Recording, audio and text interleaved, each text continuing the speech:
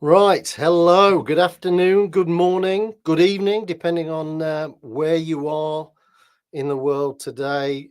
We're delighted for you joining us today. If you get a moment, it'd be really cool to drop us a note in the chat. Let us know where you are in the world today. That'd be awesome. While we're waiting for people to join the session. So if you get 2 minutes or a couple of seconds, just let us know where you're dialing in from.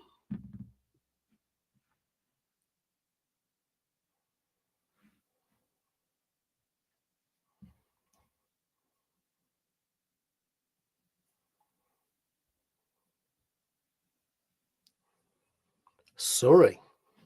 Hi, Rachel. How you doing? Good to have you on board. Happy New Year. Need to catch up at some point, I would have thought. You can still say Happy New Year, Ricky, is it not? Yeah, I'm not When's sure. the deadline? I'm never sure when the deadline is for that. Well, I haven't spoke to Rachel this year so far. So See, that's what I think. I do that. I go, still January, not spoke to them yet. Happy New Year, surely is fine. maybe we should run a poll on that, but such is life. Right, let's dive in, shall we?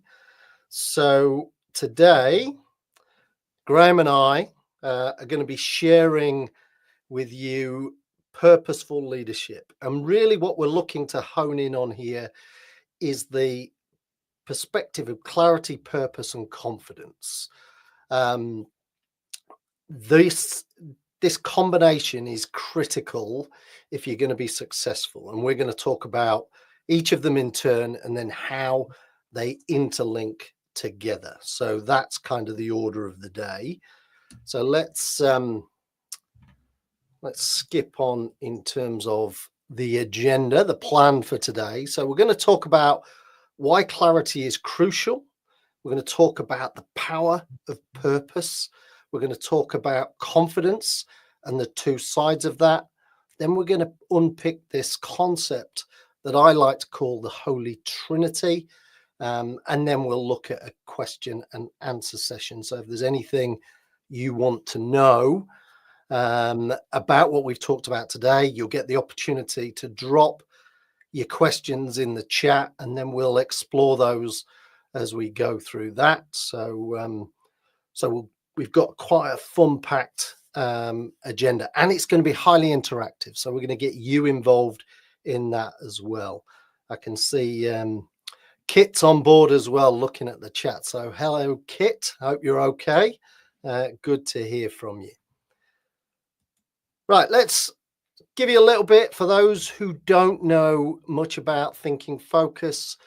We're all about behavioral change. We believe that people underperform, though not by choice. We believe we've got this wonderful way of getting in our own way, and that's because of our limited belief system. We put things in the way that don't need to be there, or we might struggle with organizational constraints in there. But ultimately, what that stops is developing as leaders. It stops us having the optimal culture for success, makes change that bit harder, and it makes us less productive. And what we like to do is work with individuals, work with teams, work with organizations where we help to remove that in order to push through some of those barriers, those self-imposed barriers that we have. And what we've got on the right-hand side, you'll see, is just a selection of some of the organizations that we work with. So we get around a little bit and we travel far and wide, I think it's fair to say, isn't it, Graham? Yeah, very fair to say, yeah. Last year, other side of the world. You went all the way to Australia, didn't you? All the way to Australia, yeah. So, yeah, we get around, as the Beach Boys would say. So we're going to dive straight in. We're going to dive straight in with a bit of a poll and see where you're at. So I'll hand you over to Graham. Yeah, so Ricky mentioned we're going to be interactive today. We've got a couple of these for you. So one of the things I want to talk today about is about having clarity. So if you want to get your phones out and scan the code. It should open up a separate page for you. And we'd just like your response to this one question. My team and I have absolute clarity on what's expected of us and when it needs to be achieved. And you'll see there are 4 options. One is no idea, some idea, they mostly know, or we have 4K clarity. We have absolute clarity. So you can click on your response and send that in to us. That would be great.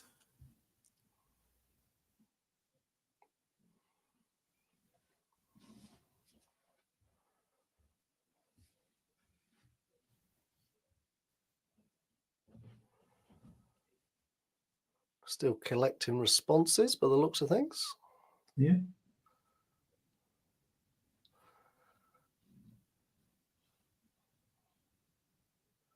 Okay, so we have a look at what the results are telling us. Oh, I think there was somebody else on the. So I might have a few now, yeah.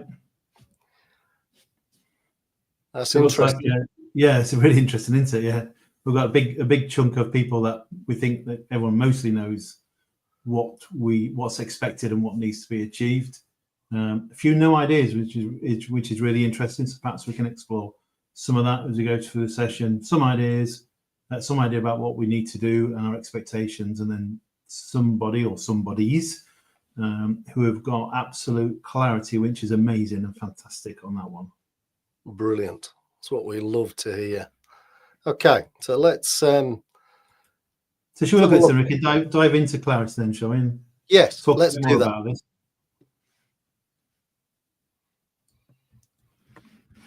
So, just wanted to kind of set the scene for you here. I want you to imagine that you're sailing from Liverpool to New York. This is not the fateful Titanic, I might add, but I want you to also imagine that you're just 3 degrees out on your navigation. And what will happen is if you fail to course correct, you'll end up 180 miles out. So that's a hell of a distance. And instead of being near New York, you're more likely, assuming you'd traveled north, by the way, so that's my assumption here, you'd be somewhere near Vermont. So the challenge is, do we course correct? Do we do that regularly enough? Or are our people, and thinking about the last slide where we've got high degree of ambiguity, I think it would be fair to say, where actually we're likely to be a little off course here, and therefore, because even 2 degrees is going to be 120 miles, 1 degree, 60 miles, it's still quite a distance from where we want to be. And the challenge, of course, is without clarity, your people are going to do what they think is right. They're not going to do nothing, but they are going to do what they think is right. What if they're wrong? Can you afford to be that far off course? Can you afford to lose a week, a month, a quarter before you check in on where they're at and what they're up to? So that's all we wanted to do here, is kind of set the scene, and we'll come back to a little bit more about clarity in a little while. But we're going to get you involved again. So we've got another question for you, haven't we, Graham? We have. Or another perspective that we want to see. Yeah. So this time around, we're looking from a different perspective. So, question on your screen: my team and I understand how what we do matters to the big picture. And again, you've got 4 options. We all understand. We all know kind of how what we do matters. We have a good idea. I think we do, or not a clue. So again, as before, choose the option that feels most like you and your team at the moment.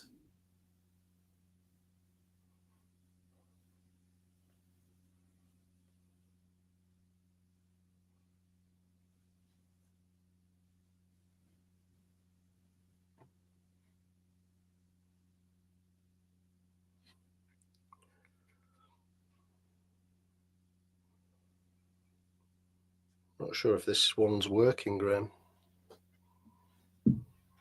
I'm keeping an eye on on the app side of it, and it looks like it might be, but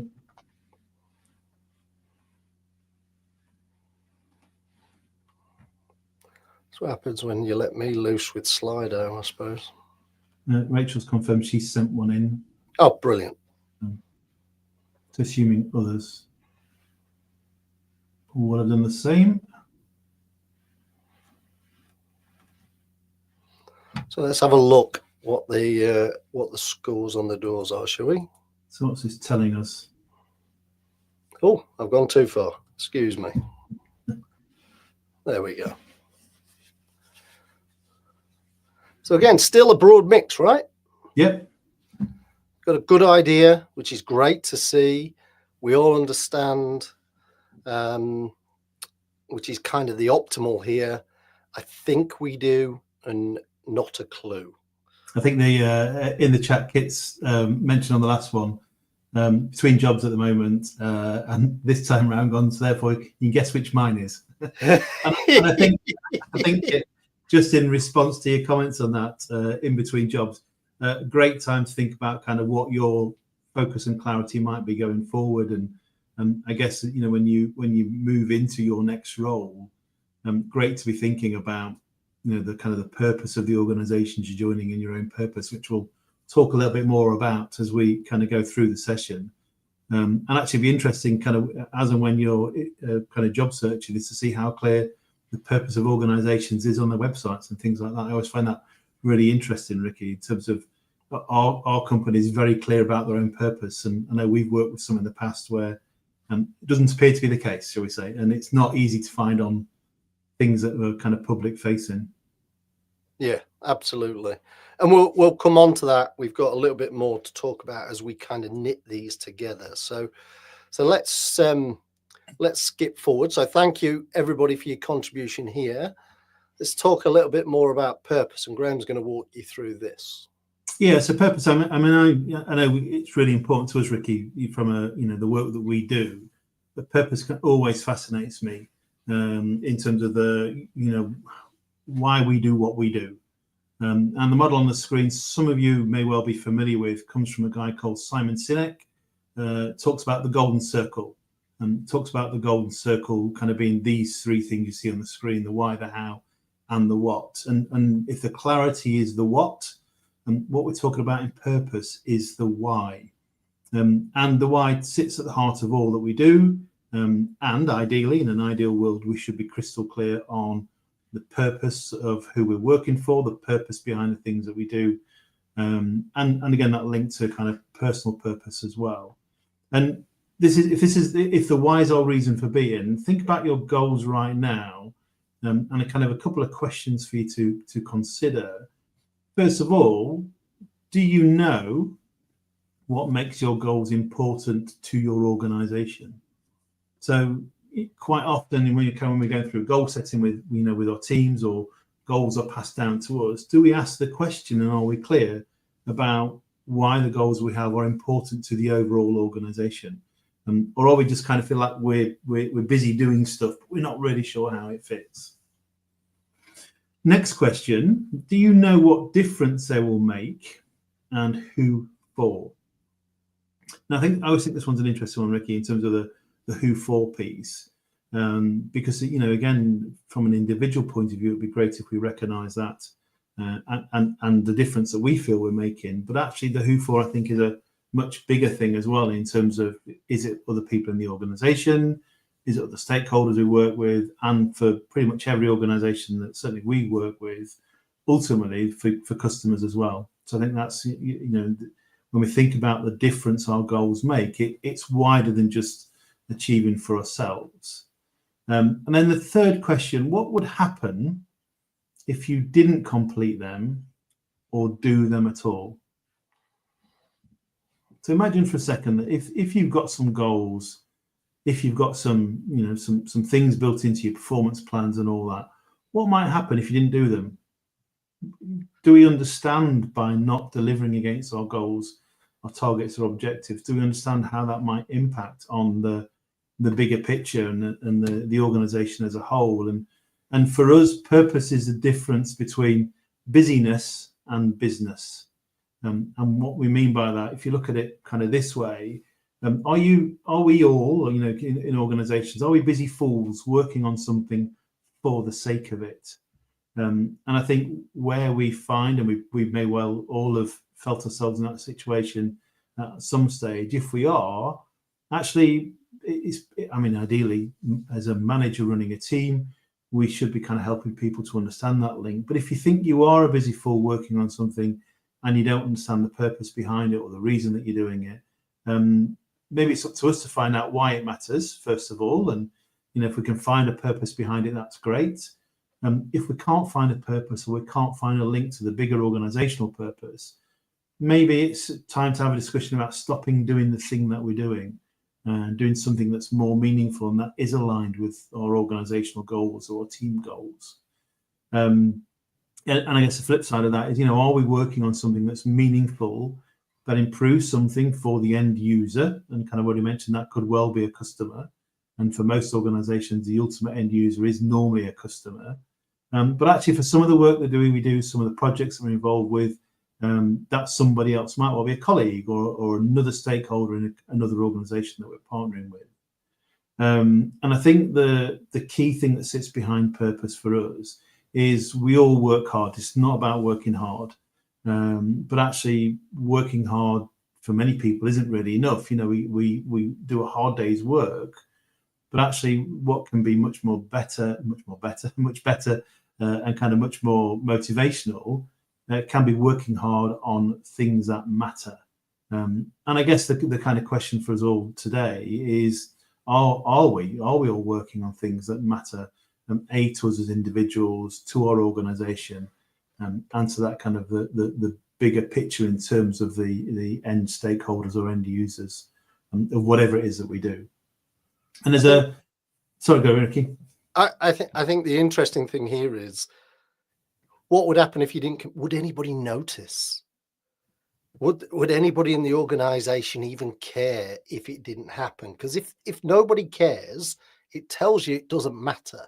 It tells you it's not important. It tells you it's not making an impact on the organization, on a customer, on an internal customer or a colleague or stakeholder. And this question is very much, what would happen if you didn't, i.e., would there be any consequence for you? But also, would there be a consequence for the organization? Would there be a missing link because this wasn't done? And I think all too often, and it's your comment, Graham, about busyness as opposed to business. Are we working on something meaningful, purposeful, that is going to help us be more effective, be more impactful where we want to be, which is usually, making life better for our customers and our people, hopefully in the same way. Yeah, and I think the thing for us, kind of when we're managing and leading teams, I think it's, can we explain that link between kind of what individuals are doing and the overall purpose? And I remember one role in the past where we were putting something new in place, and I have this natural, I want to understand the link, and when I asked the question about what made this important to kind of my role in the overall organization, the link to the customer was there, the link to the organization was there, but there didn't appear to be an obvious link to the job that I was doing or the role that I was doing. And actually, having asked the question kind of about why it's come to us, the person delivering the kind of message essentially went, well, we looked at 3 options, and you were the cheapest. So kind of this kind of the link behind things was not about linking to purpose, not about linking to customer, but trying to convince us that it was important because with the cheaper option. So you can imagine, me, Ricky, you can imagine how well that went down. Yeah.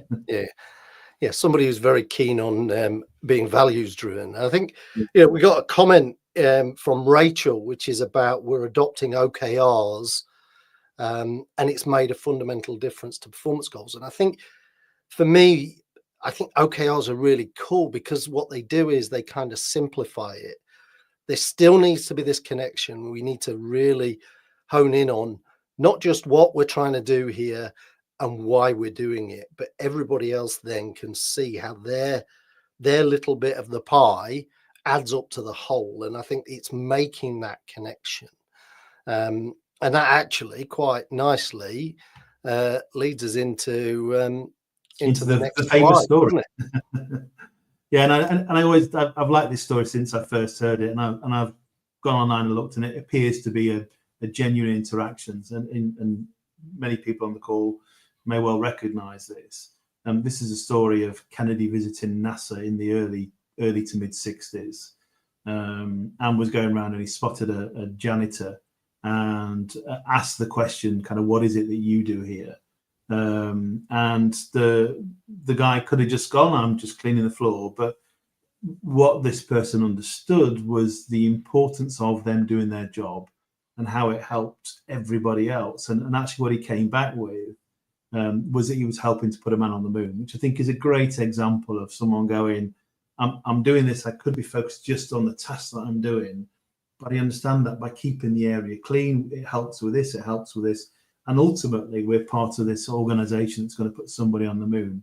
And I know when we're kind of talking about this with groups, Ricky, the question I always ask is, what's your version of putting a man on the moon? And could anybody in your team articulate that? And I think that's a nice little check to go, when I think about my team, would they know what our man on the moon equivalent is? That for me is kind of what Purpose is all about, and understanding that.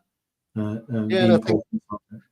I think Rachel, again, has kind of captured this, particularly in a change function where little bits might not have an obvious golden thread. I mean, if you think about this, the janitor example, a bit of dust, a bit of grit, bit of dirt that ends up in the wrong place can have a catastrophic outcome. Now, the reality is, for many of us, things aren't necessarily that significant or life-threatening, but they can be really costly, both in terms of time and money, and frustrating for everybody else, just by not recognizing how my bit, my task or my deliverable can impact the rest of the project or the rest of the deliverables for the organization. So Rachel, thank you very much for that comment. That kind of perfectly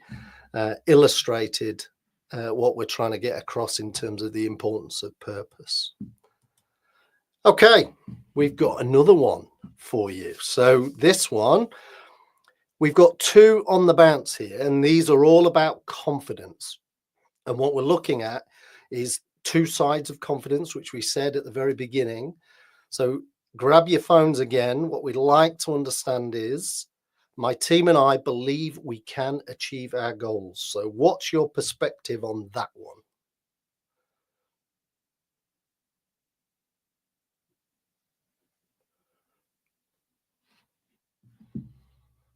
I think I've got this one right in terms of the setup. So so just drop your vote where you think you are.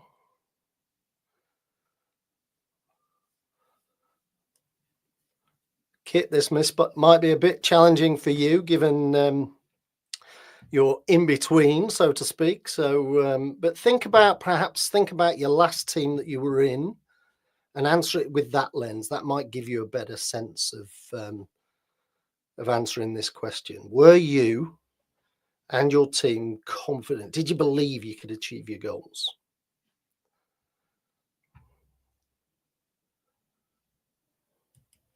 So the general consensus, we'll give it a good go,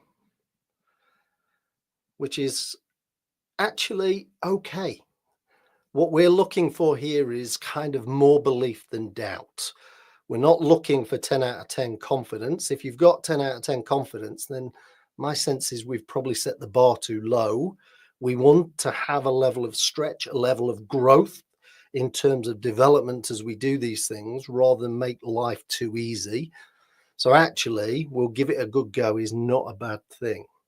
Let's flip the script a little bit here. So now I'm interested in, my team and I believe what is being asked of us is possible with the time and resources that is available to us. So this one's slightly different. Has it caught up on the screen yet, Graham? Yes, yeah.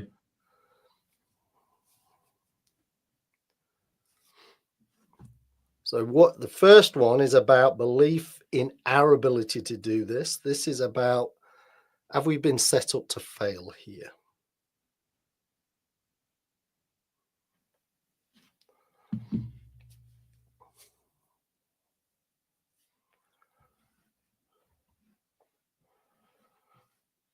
I've got some votes coming in, which is great. So we can try. With a fair wind, we can, and not a chance. Very interesting. Very, very interesting perspective about how we believe our goals are defined with us, for us. Have we had a say in our goals, or have they just been passed down the line? And typically, when they've just been dumped on us, they typically end up in the not a chance category. And often that's a reaction, by the way. It's not one that you'll necessarily have all the answers for at this point, and that might affect your ability. And then when you've done some thinking, actually, it might actually be not a chance, or it could be actually we feel a bit more confident than we did before. So again, thank you for taking part in that. That's really useful for us. So let's unpick confidence then and talk about this. So in essence, success is never a straight line. Oh, I've gone too far. Look, getting carried away, getting too keen. Success is never a straight line. It's all about how you enjoy the ride. Inevitably, there's going to be ups and downs, and I think certainly my experience of projects, and in the time I was involved in them back in my corporate world, I was always told projects are 0 to -10. If you're doing 0, you're doing well, which means nothing's going wrong, but you're not kind of in credit. But -10 means actually the world's about to end. So you never ever felt in projects that you really got in front of things, because there's always something to do. You're always trying to mobilize resources. So actually, it's probably more of a straight line with dips as opposed to something that plays out in terms of a roller coaster effect. But essentially, can you manage the highs? Can you manage the lows? And the reality is the highs are never as high as we think, and the lows are never as deep or low as we think. So it's all about balance and perspective when you look at these things. So let's I think pick up on that, Ricky, as well. I think that kind of the highs and lows of things, it's, you know, you've alluded to a project or a task or a goal, whatever it might be. I think sometimes people, they start out being, yes, we've got this, using the comments on the previous slide, aren't they? And then you know, something happens and it dips, and something else happens, it might go back up. And I think as managers, it's part of our role, I guess, or our responsibility to make sure kind of we're helping people through some of that stuff. And I know it leads nicely into the next bit, you know, in terms of the what we call the wobbly stool. So in terms of the, you know, imagine a stool with 3 legs, and actually what I guess we can recognize is that it's no good to us. So a 3-legged stool is no good to us if they're not equal, they're not strong, they're not kind of doing what you need them to do. So we need strong legs on our 3-legged stool for it to be effective. And this leads us nicely into what we call the Holy Trinity. And you know, the Holy Trinity is, if we've not got that kind of strength in our stool, then we need to be thinking about the things that we've talked about so far and kind of knitting them together. I think the phrase you used earlier, Ricky, you know, so imagine, let's start with clarity at the top.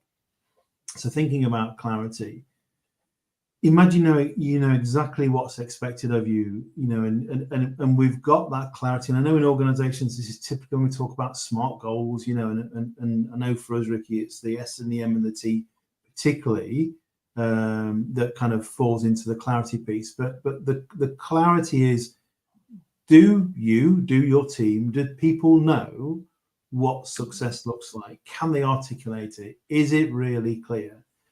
Great if we've got that. But then the other two areas we talked about, purpose and confidence. Again, we need to have kind of strength in those two areas. So the purpose piece, do people know why what they're doing matters? So it's great they know exactly what's expected and by when it needs to be delivered. But do I understand that link to, I get why I'm doing what I'm doing, I get why it matters, I get why it's important. The man on the moon type example. So there's that second check there that goes with absolute clarity, yeah, and understanding that link between what I do and overall purpose. And again, I mean, for us, if we talk about the smart approach, if S and M and T are clarity, for us, the purpose is the R piece. It's what makes it relevant, what makes it important to me. And then you've got the confidence piece. So it can be really important to me, and I get the links, the bigger links. But from I understand the kind of the clarity that sits behind it. But am I confident in achieving whatever it is we're setting out to achieve? So do your team, do you believe that you can achieve? Do you believe it's possible with the time, the resources, and all the other bits that are available to you? So, you know, we use this as a bit of a little diagnostic, and I guess a little bit of a tease for the next webinar. We build on this kind of further, which we'll talk about as we close today. But we build on this further to build more into this. But for us, this is almost if you play Monopoly, do not pass go moment.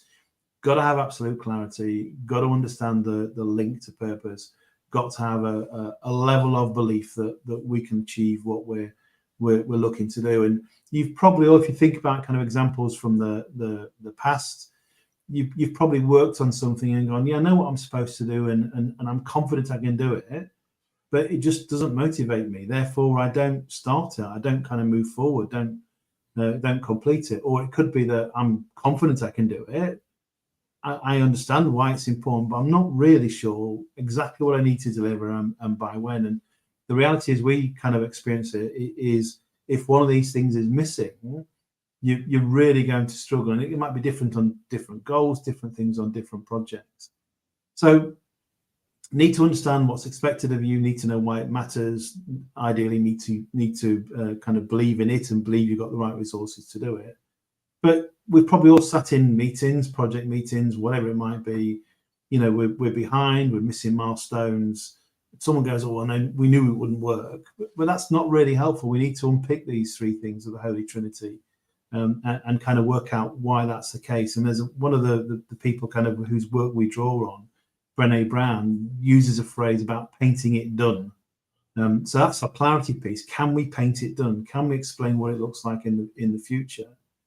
It's the same if you haven't got that compelling reason for doing something. If that reason's not there, something that we refer to a bit as your botherometer. If that falls through the floor, your interest disappears, it feels too hard. Yeah, and you might, by the way, post-rationalize this. You didn't want to do it anyway in the first place. But if our reason for doing something changes or isn't there in the first place, we just won't be bothered to do it. And you think about how many times you might have started something, it might be a hobby, a home project, something at work. We're all fired up, we're all enthusiastic, then something more interesting comes along. And maybe the question is, so what made it the original thing so compelling? Why was it important to you in the first place? And can we kind of go back to that, and can that re-motivate us? Or are we kind of subject to that magpie effect that goes, oh, something new and shiny? And if that's the kind of person that we are, you know, in terms of maybe there's something about being more disciplined in our approach to things. And for us, purpose is one of those things you need to revisit regularly. The goal's clear if we've got clarity around it. That's probably not going to change unless we need to change something in terms of timeframes around it. But revisit purpose regularly, particularly if you're the kind of person or you're working with someone in a team who can easily get bored and distracted by something else. And the confidence one, I mean, we use confidence as we think it's a really easy test. And we use a scale of 1 to 10, you know, 1 being don't believe it can be done at all, 10 believing it's, you know, easy peasy, using the word that was on the slide before. And in our world, you don't need to be a 10. 10 is great, but as Ricky says, perhaps the goal has been defined too easy. Don't need to be 10, just 6 or more. We just need to have more belief and doubt that we can do it. You know, how doable is it? Again, 6 out of 10 is fine. We can work on what will make it a 7, an 8, or a 9. You know, we can work on what might make it higher. If it's too low, though, if our confidence is too low, if it's 5 or below, high likelihood we're going to give up easily. So kind of it's that Goldilocks effect. It just needs to be just right. And I can think about something in my past I set out to do, which I use quite a lot when I talk about this approach. And for me, it was kind of going, it was like when I turned 40, I had loads of people going, oh, you know, you should do something. It's your 40th birthday. And what are you going to do? And I gave myself this goal. The clarity piece was I'll do 40 things to kind of celebrate or recognize my 40th birthday in the year that I'm 40. So it was by my birthday the following year. Confident I could do that stuff? Yeah, absolutely sure. And I could start to create a list of things. And I got to like number 23 on the list or whatever it was.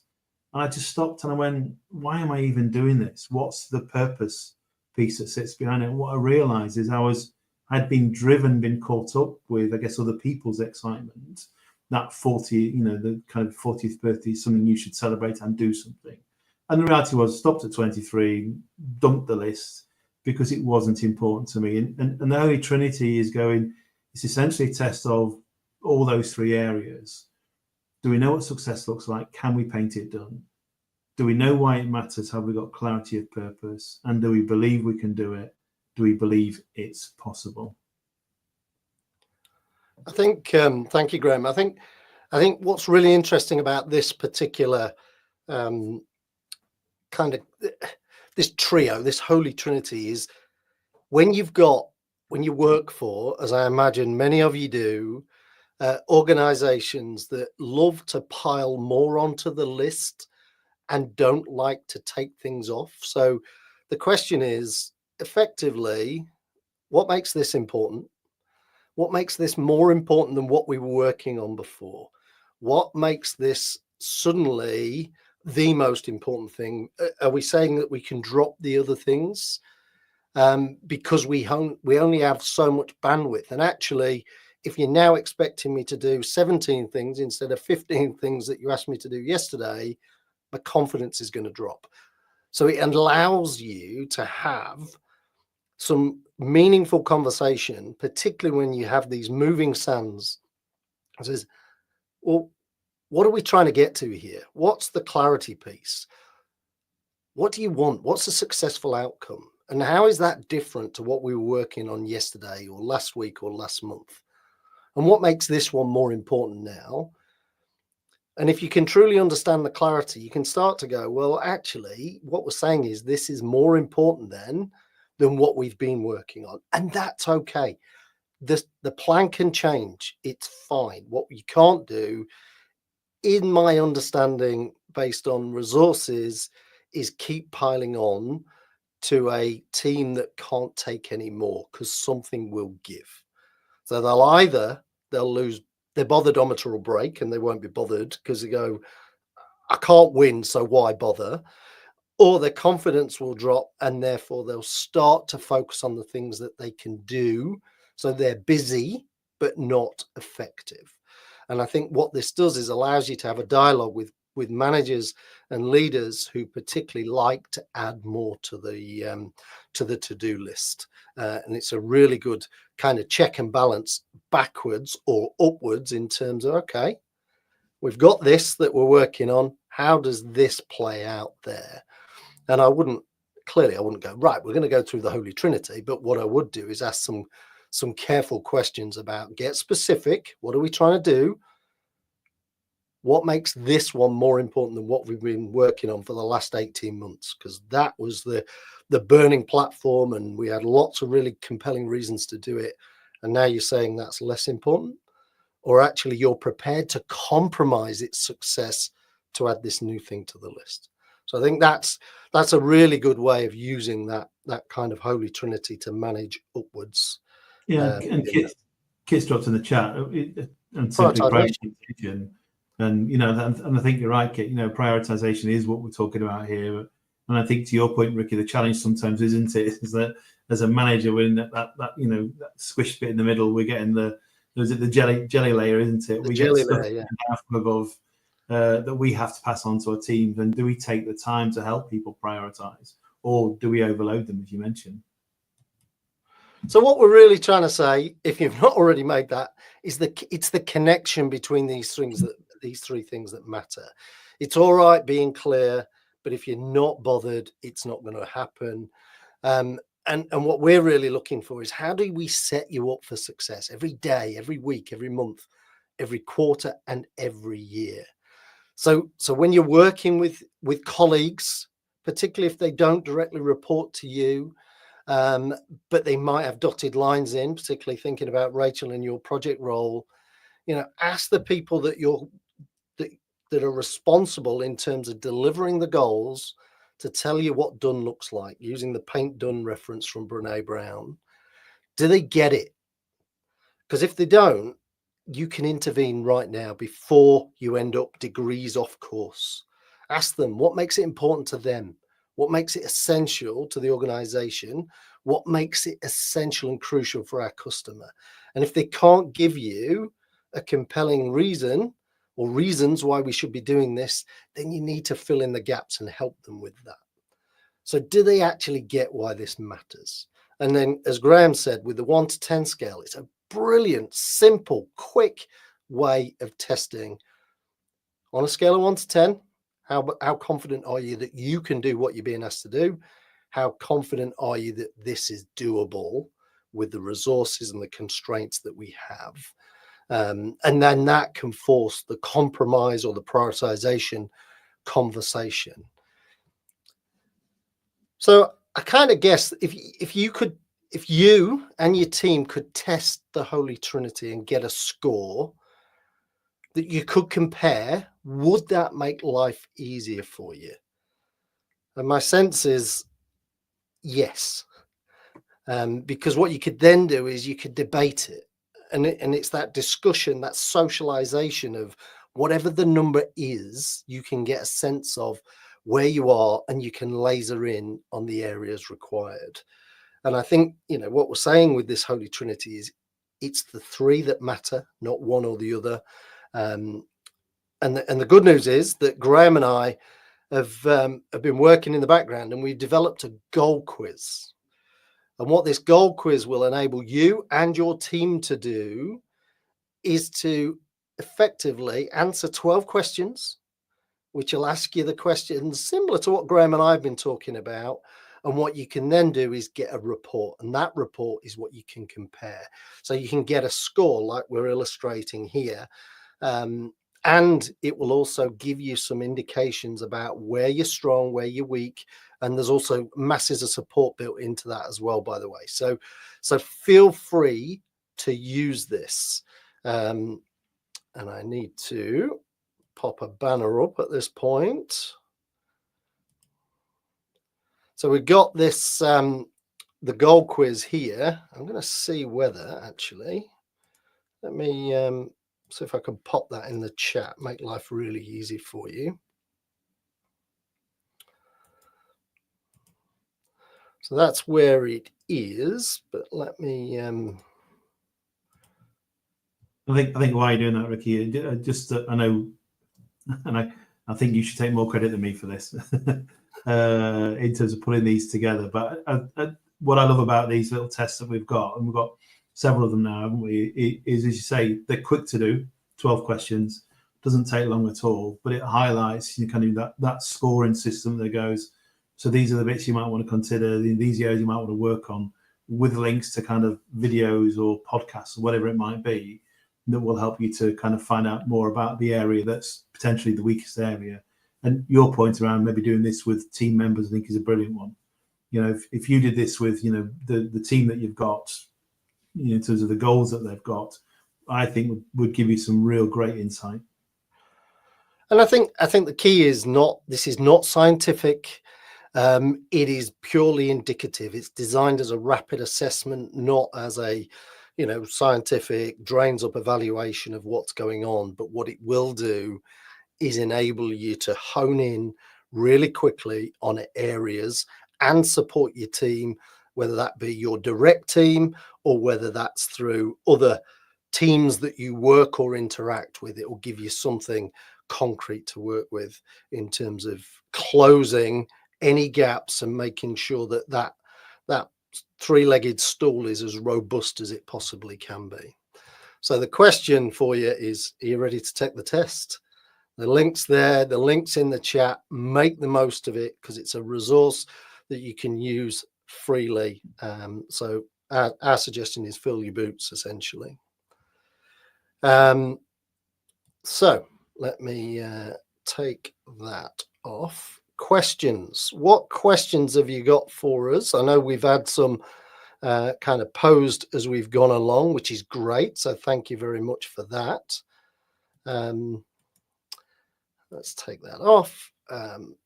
What questions have you got? If you pop them in the chat, that would be really helpful. That would give us something to work with. And if there aren't any, that's absolutely fine as well. Give you a second or two.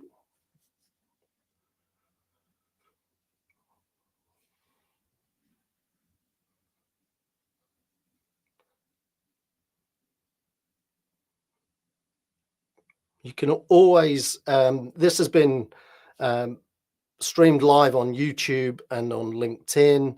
And if you've got any comments, then you can drop those into any of those comments, and Graham and I will sweep those up after. So so we'll go forward. So thank you, Rachel. Oh, Kit, you want to know when the next one is? It's almost like you've given what a nice little segue. Thanks, Kit, for that. We've had the perfect group today, it has to be said. So what we've got coming up for you is end of Feb, 25th of Feb, we've got the OS for team success. So the operating system for team success. We're going to look at that and give you something to work with there. On March the 28th, we're going to look to how to navigate workplace politics. And ironically, this is probably one of our most downloaded pieces of content from our website. So we're going to bring that to life for you in March. And then at the end of April, people probably, a third of the way through the year, we thought resilience might be worth tapping into at this point. So we're going to give you a toolkit for leaders to stay strong under pressure, and obviously that bounce back ability element that comes with that. So they're the next 3 sessions. So hopefully that satisfies some of that for you, Kit, in terms of what we're going to be covering in the coming months. And we've also got a whole host of content and resources. You can follow us on LinkedIn. We've got a newsletter that goes out every month. And I think there's probably 25 plus editions of that. And we've got a YouTube channel packed full of podcasts. These webinars that we've done are all recorded and then put on our YouTube channel. And we got loads of videos as well. So we've got content covering a whole range of leadership and management topics. So if you're not following or subscribing us, you can't, quite frankly, you're missing a trick. So tap into those. And we're well over 100,000 subscribers on YouTube now as well. And that's it. From our perspective, we just want to thank everybody for joining us today. We want you to go and smash 2025, and we think the Holy Trinity is at the heart of that. So from our standpoint, thank you for taking the time. Hopefully we'll see you in February on the next one. And if there's anything you need in the meantime, reach out, get in touch. Yeah, thanks everyone. Thanks for joining us today, and see you next time.